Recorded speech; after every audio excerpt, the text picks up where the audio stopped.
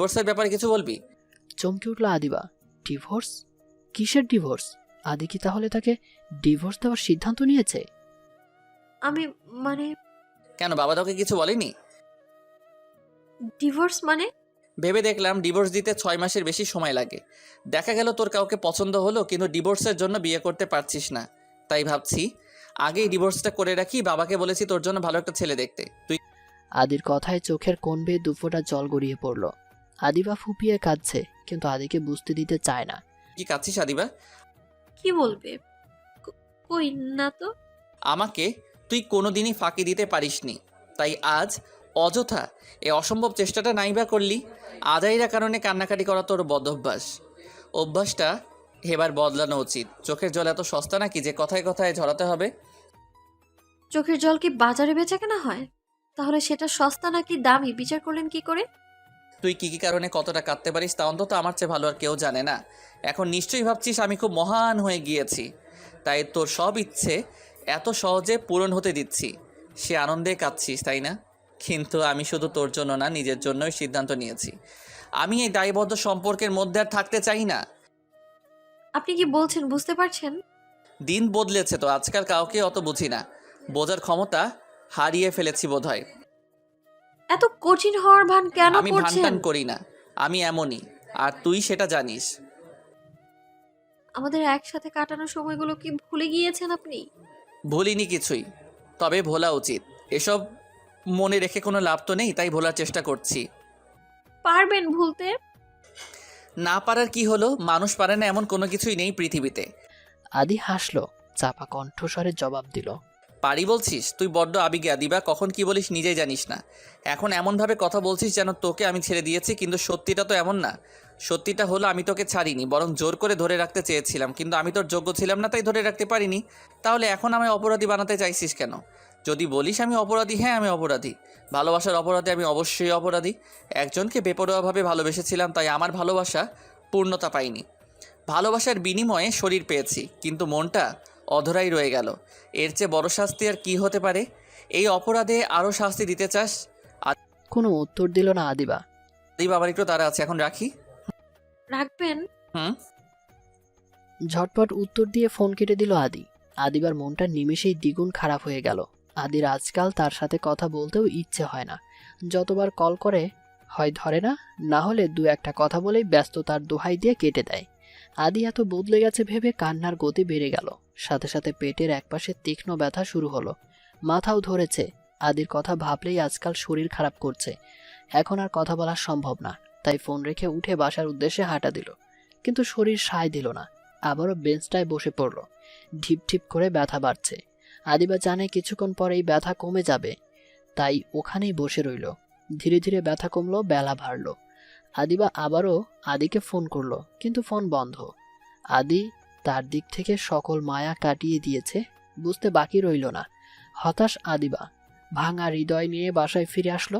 শরীর খারাপ লাগছিল, তাই কিছু খায়নি। মেডিসিন বক্স থেকে দুটো ট্যাবলেট নিয়ে এক নিমিষেই গিলে ফেলল। সে তারপর দরজা বন্ধ করে শুয়ে পড়ল। যখন ঘুম ভাঙল, বেলা গড়িয়ে সন্ধ্যা। আদিবা পেইন কিলারের সাথে ঘুমের ট্যাবলেট খেয়েছিল, তাই এতক্ষণ ঘুমিয়েছে। আজকাল আদিবা প্রায় ঘুমের ট্যাবলেট খায়, কারণ ঘুম পাখি তাকে বিদায় জানিয়েছে অনেক আগেই। মাথা ভারী ভারী লাগছে। আদিবা নিজেই এক কাপ চা করে নিয়ে ছাদে গেল। সারাদিন খাওয়া বলতেই এই চাটুকুই। সবাই ডেকেছিল, কিন্তু কারুর ডাকেই ঘুম ভাঙেনি তার। চা হাতে চেয়ে আছে বিশাল আকাশের দিকে। আসলে সে নিজের জীবনের সমীকরণ মেলানোর চেষ্টা করছিল, কিন্তু এই সমীকরণের সমাধান নেই। তাই কিছুক্ষণ পর নিচে নেমে আসলো। খাবার টেবিলে তার ডাক পড়ল। কটমট করে বলল আদির মা। আদিবা মাথা নিচু করে নিজের ঘরে ফিরে আসলো। আবারও কান্না পাচ্ছে। আদিবা ফোন হাতে নিয়ে আদিকে আবার কল দিল, কিন্তু ফোনটা আবারও বন্ধ দেখালো। রাত বাড়ছে, সবাই ঘুমের রাজ্যে পাড়ি জমিয়েছে। আদিবা বসে বসে বই পড়ছে। হঠাৎ বাসার কলিং বেল বেজে উঠল। আদিবা ঘাড় ঘুরিয়ে দেয়ালে টাঙানো ঘড়িটার দিকে তাকালো। ঘড়ির কাঁটায় রাত 2:40। এত রাতে কে আসবে? নিশ্চিত মনের ভুল। আদিবা আজকাল প্রায়ই ভাবে কলিং বেল বাজছে, কিন্তু দরজা খুলে দেখে কেউ নেই। মনের ভুল, তাই গুরুত্ব দিল না। আবারও বেজে উঠল কলিং বেল। পরপর কয়েকবার বাজার পর আদিবা নিচে গিয়ে দরজা খুলল। সাথে সাথে সারা শরীর কেঁপে উঠল। চোখ দুটি চিকচিক করে উঠল। বুকের বাপাসে চিনচিনে ব্যথা অনুভব হচ্ছে। পা দুটি যেন আটকে গেছে মনে হচ্ছে। আদিবা তাকিয়ে আছে, তখন বাহির থেকে শক্ত কণ্ঠে ভেসে আসলো, ভিতরে কি ঢুকতে দিবি? ঠান্ডায় তো এবার জমে যাব। আদিবার মুখে কথা ফুটলো না, চোখ বেয়ে নোনা জল গড়িয়ে পড়লো। নীরব কান্না হাওমাও কান্নায় রূপ নিল। আদিবা কোনো কিছু না ভেবে বেরিয়ে গিয়ে আদিকে জড়িয়ে ধরে কাঁদতে শুরু করলো। আদি কিছুটা অপ্রস্তুত হয়ে বলল, কি হচ্ছে কি আদিবা? আমি বাইরে থেকে এসেছি, গায়ে কত জীবাণু থাকতে পারে, ছাড় বলছি। আদিবা আরো শক্ত করে জড়িয়ে ধরলো। আরে কি হচ্ছে কি? এত কান্নার কি হলো, বলবি তো? আদিবা এবারও কিছু বলতে পারল না। আদি তাকে এক হাতে জড়িয়ে নিয়ে অন্য হাতে ব্যাগ নিয়ে ঘরে ঢুকলো। সান্ত্বনা দিতে দিতে নিজের ঘরে নিয়ে গেল আদিবাকে। দেখি চোখ মোজ, বোকামে, এইভাবে কেউ কাঁদে? কে শোনে কার কথা? আদিবা কেঁদেই চলেছে। আদিবার ধমক দিল, কান্না বন্ধ করতে বললাম না? বেয়াদব মেয়ে, কথা শুনিস না কি জন্যে? আদি নিজেই এবার আদিবার কান্না মুছে দিল। চল, চোখে মুখে পানি দিয়ে দেই। আমার খিদে পায়নি, তোমরা খাও। বেশ, তাহলে তুই বস, আমি ফ্রেশ হয়ে আসছি। বাসার সবাইকে ডাকবো? দরকার নেই, সকালে তো সবার সাথে দেখা হবেই, এখন কাউকে ডেকে তোলার প্রয়োজন নেই। বলে আদি ওয়াশরুমে চলে গেল। ফ্রেশ হয়ে ফিরে এসে আয়নার সামনে দাঁড়িয়ে চুল মুছছে, তখন আদিবা বলল, আপনি হঠাৎ আসলেন? কেন, আমার আসা নিষেধ? আমি তা বলিনি, সকালে তো বললেন না আসবেন। বলেছিলাম আমার তাড়া আছে, ফ্লাইটের সময় হয়ে গিয়েছিল। ও, বাই দ্য ওয়ে, যে জন্য এসেছি তোর জন্য একটা সারপ্রাইজ আছে। সারপ্রাইজ? ওয়েট দেখাচ্ছি। বলে আদি গিয়ে ব্যাগ খুলল। কি যেন আদিবার ভয় লাগছে। সে বসা থেকে উঠে দাঁড়ালো। আদি ব্যাগ হাতে নিয়ে এসে আদিবার সামনে বসে একটা কাগজ বের করে দিল আদিবার হাতে। এটা কিসের কাগজ? নিজেই দেখ। আদিবা মনোযোগ দিল কাগজে, সাথে সাথে মাথা চক্কর দিল, হাত থেকে কাগজটা পড়ে গেল, সাথে আদিবাও। আদি তাড়াতাড়ি হাত বাড়িয়ে ধরল তাকে। আদিবা, আদিবা কি হয়েছে? তাকা আমার দিকে। আরে এসব কি ধরনের মজা, চোখ খোল। আদি অস্থির হয়ে আদিবার চোখে মুখে পানি দিল, কিন্তু তাতেও জ্ঞান ফিরল না আদিবার। আদি এবার পুরোপুরি অস্থির হয়ে পড়ল। আদির চিৎকারে ঘুম ভাঙল সবার। আদিবাকে হাসপাতালে নিয়ে যাওয়া হলো। আদিবার শরীর ভয়ঙ্কর খারাপ করেছে, রক্তে সুগার ওঠানামা করছে, হার্টবিট মিস করছে। তাকে হাসপাতালে ভর্তি করা হয়েছে। জ্ঞান ফেরার কোনো সম্ভাবনা দেখা যাচ্ছে না। মনে হচ্ছে যেন পরম শান্তিতে ঘুমাচ্ছে সে।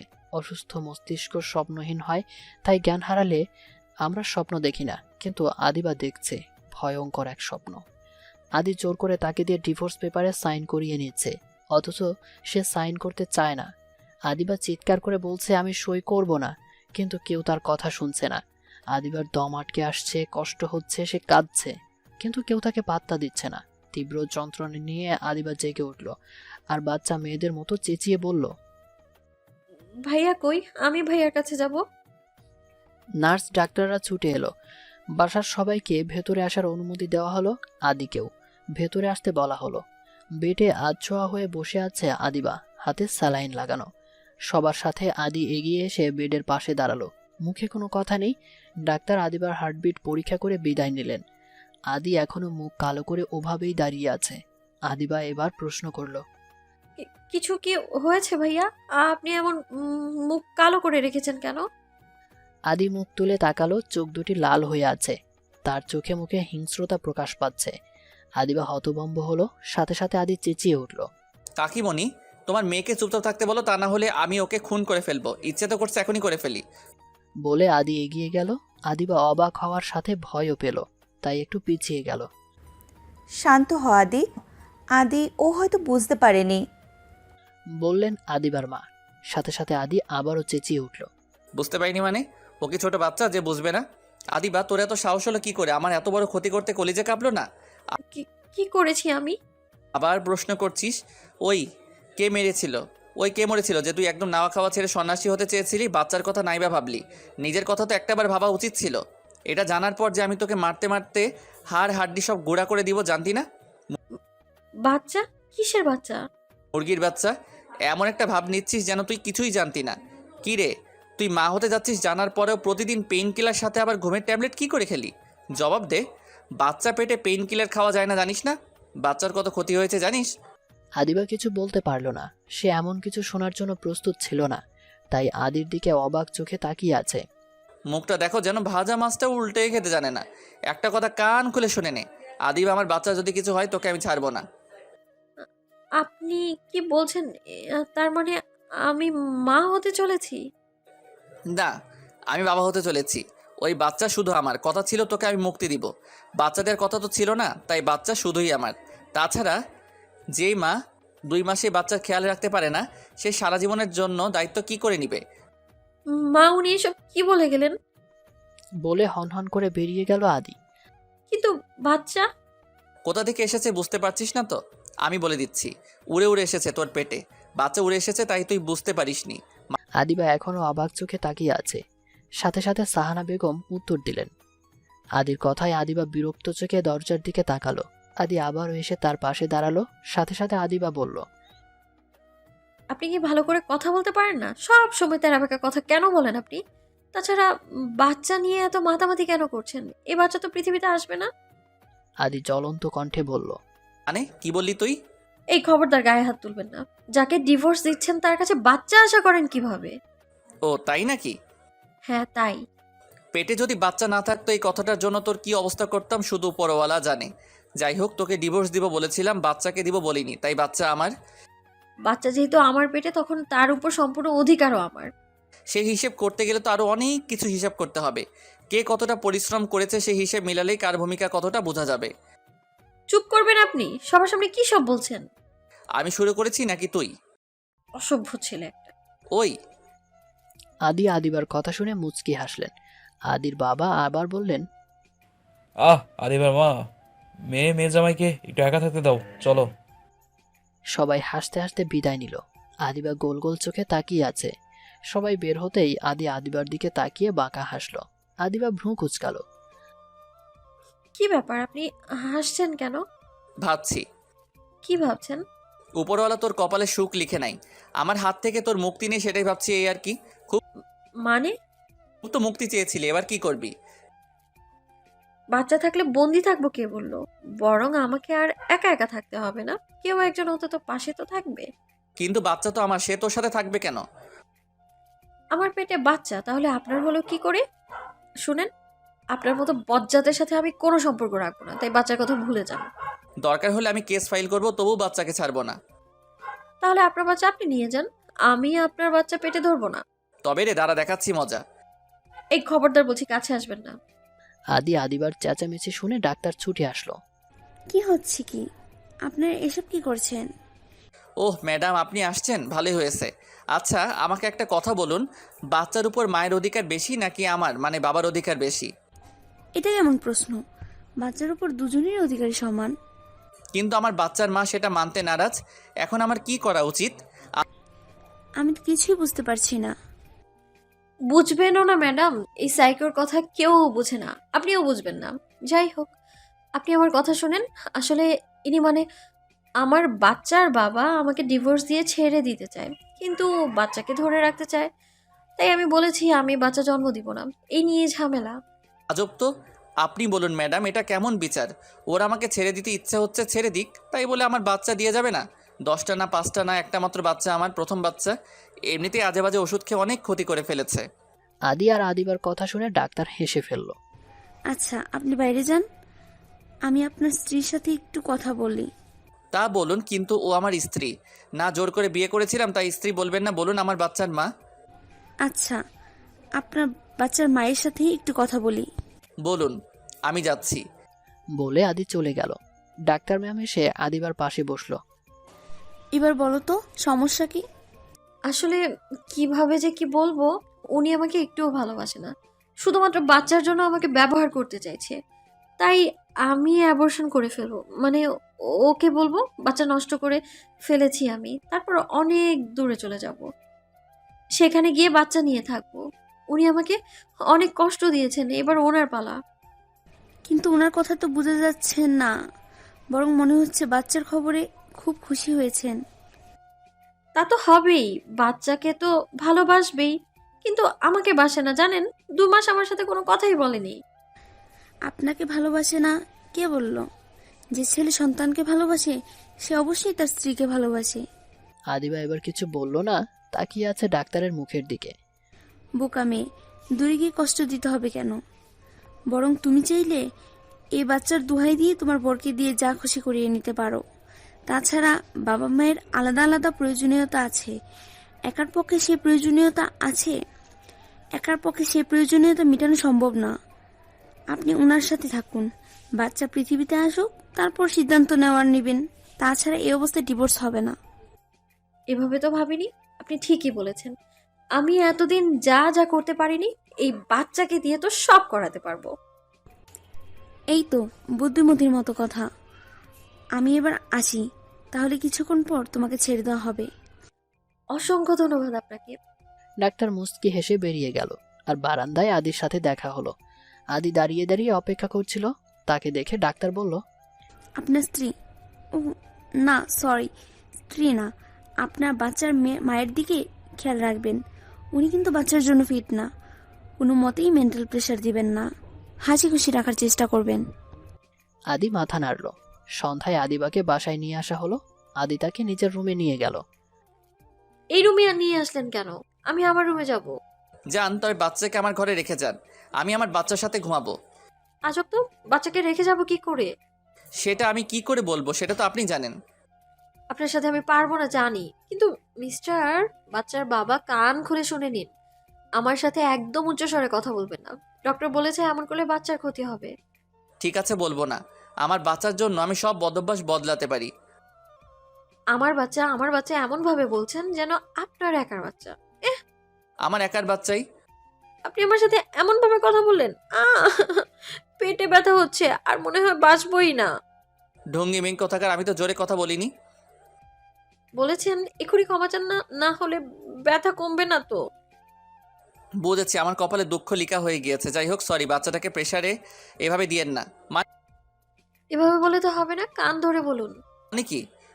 বলবেন না তাই তো? দেখেছো বাবু, তোমার বাবা তোমাকে একটুও ভালোবাসে না। তুমি ব্যথা পাচ্ছ জেনেও ক্ষমা চাইবে না সে। হয়েছে হয়েছে, বাচ্চার কাছে আমাকে অপরাধী বানাতে হবে না। এই যে কান ধরছি। আদি কান ধরতেই আদিবা খিলখিল করে হেসে উঠল। নিস্তব্ধ রাতে সেই হাসি বড্ড মিষ্টি শোনালো। হাসিতে গড়িয়ে পড়ছে আদিবা। তার হাসি পুরো বাড়িতে ছড়িয়ে পড়েছে। আদিবার হাসির শব্দে মুচকি হাসলেন আদির বাবা। যাক, ডাক্তার ম্যামকে যেভাবে বলেছিলাম ওদের সেভাবে বুঝিয়েছেন। আদির মা ভ্রু কুঁচকে বলল, মানে কি বলছো তুমি ডাক্তারকে? ওদের ব্যাপারে সবই বলেছি, আর বলেছি দুজনকে যেন একসাথে থাকার পরামর্শ দেন। বাচ্চা হতে হতে একসাথে থাকতে থাকতে ওদের সম্পর্কটা যদি একটু স্বাভাবিক হয়। এদিকে আদিবা হাসছে তো হাসছেই। আদি সেই ফাঁকে উঠে গিয়ে আবার ফিরে আসলো। এসেই আদিবার হাত ধরে টেনে ধরলো। সাথে সাথে আদিবার হাসি থেমে গেল। কিছুটা ভয়ও পেল। ভাবলো আদি হয়তো বরাবরের মতো রেগে গিয়েছে, তাই ভয়ে ভয়ে বলল। কি করছেন? আদি আদিবার হাত টেনে একটা বালা পরিয়ে দিল। আদিবা অবাক হয়ে বলল, এটা? বাচ্চা হলে গিফট দিতে হয়, এটাই নিয়ম। এই নিয়ম কে আবিষ্কার করেছে? অবশ্যই আদিত্য চৌধুরী। আদিবা আবারও হাসলো। বালাটা সুন্দর, সে যাই হোক, এইসব আমাকে ভোলানো যাবে না। মাথা ধরেছে, টিপে দিন, ঘুমাবো আমি। কি আমি তোর মাথা টিপে দিব? আমার বাচ্চার বাবা যেন কে, বেশি কথা বলে পাও টিপাবো। বুঝেছি বুঝেছি, কি আর করা যাবে, দিচ্ছি। আপনি শুয়ে পড়ুন, আসছি। আদি দরজা লক করে এসে আদিবার মাথায় হাত বুলাতে শুরু করেছে। আদিবার সাথে সাথে বলে উঠল, উফ, হচ্ছে না, সুন্দর করে দিন। দিচ্ছি বলেই আদি অসম্ভব এক কাণ্ড ঘটিয়ে বসলো। আদির কাণ্ডে আদিবা পুরো জমে গেল। গায়ে কাটা দিল। আদি একটানে আদিবার শাড়িটা সরিয়ে তার পেটে মুখ ডুবিয়ে দিয়েছে। কি করছেন এইসব? কি ধরনের অসভ্যতা এটা? অসভ্যতা হতে যাবে কেন? আমি আমার বাচ্চাকে আদর করছি, এতে কারো কিছু বলার নেই। আমার যতক্ষণ ইচ্ছে ততক্ষণ আদর করব, যেভাবে ইচ্ছে সেভাবে আদর করব। বলে আদি আবারও নিজের কাজে মনোযোগ দিল। ভাইয়া, এমন করবেন না, আমার কেমন যেন লাগছে। ভাইয়া? কে কার ভাইয়া? ফালতু প্রশ্ন আর ফালতু কাজ দুটোই বন্ধ করুন। আদিবার কথা আদির কানে ঢুকলো না। সে আবারও নিজের কাজে মন দিল। এবারে শুধু পেটে না, আদিবার সারা শরীরময় বিচরণ করছে সে। আদিবা চাপা কণ্ঠে বলল, কি করছেন? ছাড়ুন। আদি বাঁকা হেসে উত্তর দিল, বাচ্চা যখন আমার বাচ্চার মাও আমার বাচ্চার মাকে আমি আদর করব, তাতে তুই আদিবা বাধা দে আর কে? আদিবা উত্তর দিল না, কিন্তু তার ফোপানোর কান্না আদির চোখ এড়াতে পারল না। আদি উঠে এসে সযত্নে চোখের পানি মুছে দিয়ে বলল, দেখি টাকা আমার দিকে, কি হয়েছে, কাছিস কেন? আদিবা চোখ বন্ধ করে অন্যদিকে মুখ করে আছে। চোখ বেয়ে নোনা জল গড়িয়ে পড়ছে। এত অভিমান আমার উপর? আপনি আমায় একটুও ভালোবাসেন না। আজ যদি বাচ্চা না আসতো, আমায় ডিভোর্স দিয়ে দিতেন, তাই না? তোর তাই মনে হয়? ডিভোর্স পেপারও তো নিয়ে এসেছেন, তাই না? তাই নাকি? তুই পেপারটা ভালো করে দেখেছিলি? আদিবা চোখ খুলল। মানে? ওটা ডিভোর্স পেপার ছিল না, ওটা আমার প্রত্যয়নপত্র ছিল, যার মানে আমি আর কখনো বিদেশে যাব না, এখন থেকে এখানেই থাকবো। আর এই সিদ্ধান্ত আমি 2 মাস আগেই নিয়েছিলাম। আদিবা অবাক চোখে তাকালো আদির দিকে। আদি হাসলো। বিয়ের দিন বলেছিলাম আমি বেঁচে থাকতে কোনোদিন তোকে ডিভোর্স দিব না, দরকার হলে আরও 3টা বিয়ে করব, তবুও তোকে ছাড়বো না, মনে আছে কথাটা? কিন্তু এই 2 মাস? তোকে শাস্তি দেওয়ার ইচ্ছে আমার ছিল না, সব কাগজপত্রের অফিস গোছাতে আমার একটু সময় লাগতো, সেই জন্যই তোকে রেখে গিয়েছিলাম। মিথ্যা বলবো না, আসলে তুই যে আমায় ভালোবাসিস সেটা বোঝানোর জন্যই এইভাবে রেখে গিয়েছিলাম। তবে বিশ্বাস কর, তুই প্রেগনেন্ট জানলে এমন করতাম না। আমি ভেবেছিলাম আমাকে হারিয়ে তুই আমার প্রতি ভালোবাসাটা বুঝবি, তুই এত কষ্ট পাবি বুঝতে পাইনি রে। আমাকে তুই ক্ষমা করে দেয়া দিবা। আপনি আমার কাছে ক্ষমা চাইছেন? যাকে ভালোবাসি তার কাছে ক্ষমা চাইতে পারবো না? আমি তোর জন্য কি পারি আজও বুঝলি না পাগলি? সারা পৃথিবী যদি এক পাশে আর তুই অন্য পাশে থাকিস, আমি আদি তোকেই বেছে নিব। তোর মতো করে কেউ কখনো আমার মন ছুঁতে পারিনি, জানিস তো? একজনে আসক্ত ভালোবাসা সব সময় সুন্দর হয়। আমি জন্ম জন্মান্তর এই আদিবাতে আসক্ত থাকতে চাই। তুই ছিলি, আছিস, আর শুধু তুই থাকবি। এত ভালোবাসেন আমায়? সন্দেহ আছে? হুম, আমার উপর আপনার কোনো রাগ নেই? যাকে ভালোবাসা যায় তার উপর রাগ করা যায় না। আলী রাদিয়াল্লাহু তাআলা আনহু বলেছেন, যদি কাউকে সারা জীবনের জন্য বন্ধু বানাতে চাও তবে মনের মাঝে একটা কবর খুঁড়ে নাও, যেখানে তার করা ভুলগুলো কবর দিতে পারবে, কারণ মানুষ মাত্রই ভুল করবে। আমি সেই কবরটা 6 বছর আগেই খুঁড়ে ফেলেছি, যদিও তুই কখনো ভুল করিস না। আচ্ছা দিবা, তোর মনে আমাকে একটা কবর খোঁড়ার জায়গা দিবি প্লিজ, যেখানে আমার ভুলগুলোকে ছুঁড়ে ফেলতে পারবো? আদিবা উত্তর দিতে পারল না, আবারও কেঁদে ফেলল। একদম কাঁদবি না বলে দিলাম, কাঁদলে কিন্তু ওয়াশরুমে আটকে রাখবো। আদিবার চোখ মুছতে মুছতে জবাব দিল। আমি তো আটকে থাকতেই চাই। আদির বেপরোয়া ভালোবাসার মায়ার জন্ম জন্মান্তরে আটকে থাকতে চাই আমি। রচনা করতে চাই বেপরোয়া ভালোবাসার নতুন অধ্যায়। দিবেন সেই সুযোগ আমায়?